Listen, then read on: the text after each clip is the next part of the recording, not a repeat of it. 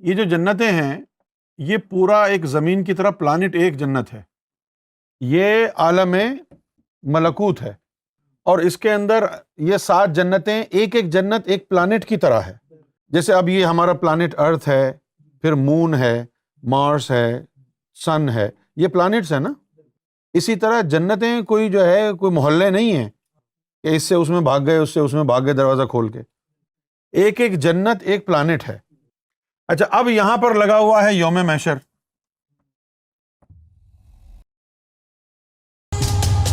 دیکھو جی، ہر آدمی جو ہے نا، آپ کو مولوی یہی کہتا ہے کہ پل صراط یہ ہوگا، پل صراط وہ ہوگا، ٹھیک ہے نا۔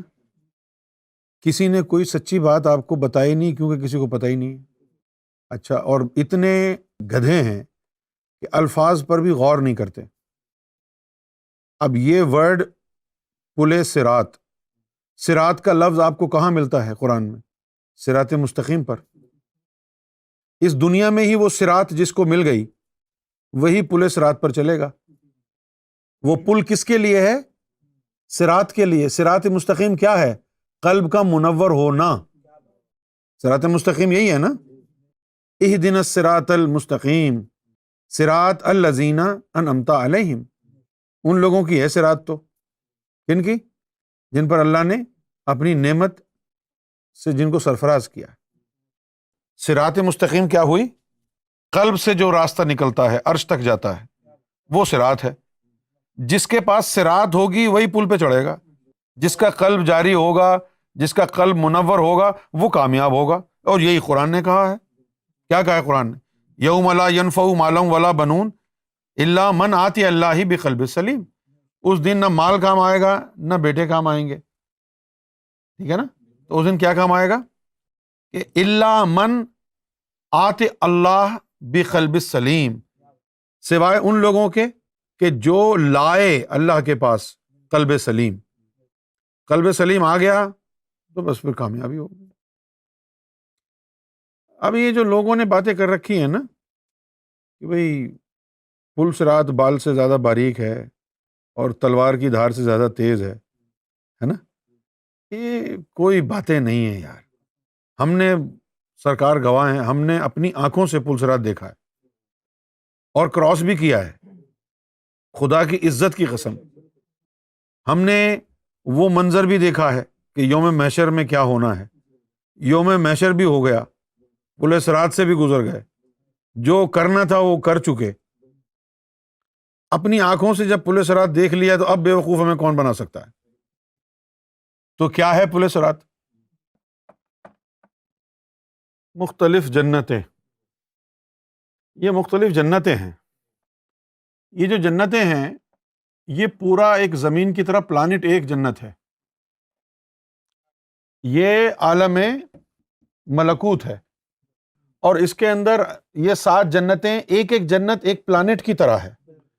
جیسے اب یہ ہمارا پلانٹ ارتھ ہے، پھر مون ہے، مارس ہے، سن ہے، یہ پلانٹس ہیں نا۔ اسی طرح جنتیں کوئی جو ہے کوئی محلے نہیں ہیں کہ اس سے اس میں بھاگ گئے، اس سے اس میں بھاگ گئے دروازہ کھول کے، ایک ایک جنت ایک پلانٹ ہے۔ اچھا، اب یہاں پر لگا ہوا ہے یوم محشر۔ اب یوم محشر میں سب کا حساب کتاب ہو گیا۔ اب اس کے بعد ہر بندے کے پاس اپنی ٹرانسپورٹیشن ہونی چاہیے۔ جو جنت میں جانے کے قابل ہے وہ چلا جائے گا، جو نہیں ہے وہ بیٹھا رہے گا۔ میں اگر کوئی کہ یار مجھے جنت میں چھوڑ دو، اس کا مطلب ہے تو جنت جا ہی نہیں سکتا، تجھ میں اتنی سکت نہیں ہے کہ جنت تک پہنچے، تو جنت کے قابل کہاں ہے؟ جب تجھے جنت میں جانے کا طریقہ ہی نہیں آتا تو تجھے آئے گا کیسے؟ نہ تجھ میں سکت ہے۔ تو یاد کرو اللہ نے کیا کہا کہ اس دن کیا کام آئے گا؟ جو اللہ کے پاس قلب سلیم لے کے آیا وہ کامیاب ہوگا۔ قلب سلیم لانا کیوں ضروری ہے؟ کیونکہ یہ جس کے قلب میں نور ہوگا نا، قلب، اب یہ منور ہے قلب، ٹھیک ہے۔ اب اس قلب کو فرض کیا کہ صرف قلب ہی منور ہے، تو یوم محشر میں کیا ہوگا؟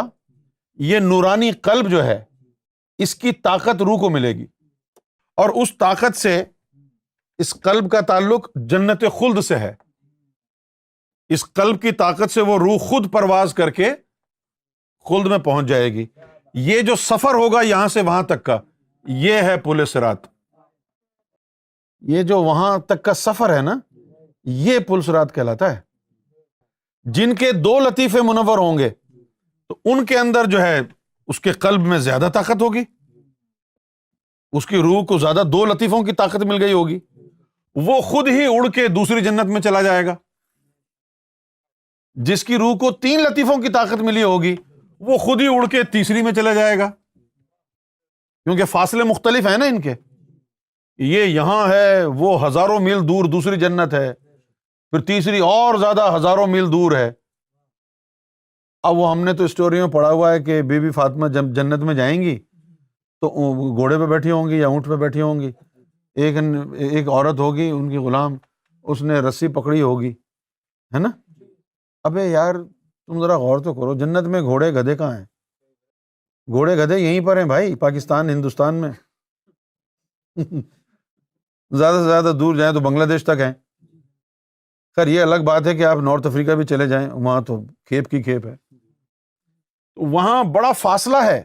یہ پلانٹس ہیں، جس میں جتنی طاقت ہوگی اس طاقت کے ذریعے وہ اس تک پہنچ جائے گا. اب 4 لطیفوں کی طاقت روح کو مل گئی، خود ہی پرواز کر کے یہاں چلا جائے گا.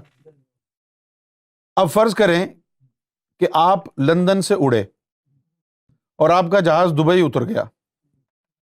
اب ضروری تو نہیں ہے نا کہ جتنے بھی پیسنجر جہاز میں بیٹھے ہیں سب نے دبئی اترنا ہو سکتا ہے کوئی انڈیا جائے گا دبئی اتر کے وہاں سے دوسری فلائٹ پکڑے گا، کوئی فلائٹ پکڑے گا آسٹریلیا کی، کوئی پاکستان کی، کوئی بینکاک کی، کوئی سری لنکا کی.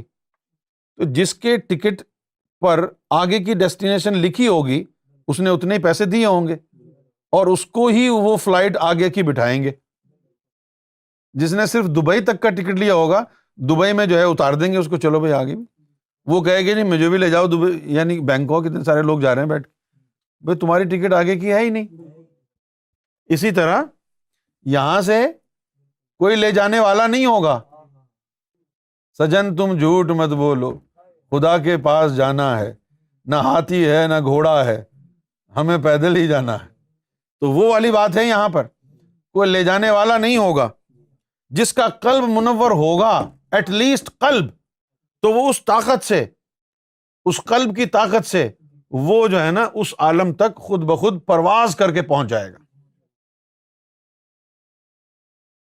یہ یوم محشر کون سے عالم میں لگے گا؟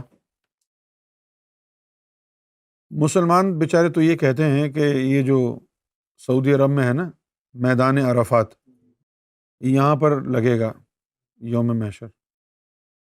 لیکن کچھ تک بنتا ہے؟ پوچھو کیوں نہیں بنتا تک؟ کیونکہ تمہارے مرنے کے بعد کیا میدان عرفات میں تمہاری روحوں کو رکھا جاتا ہے؟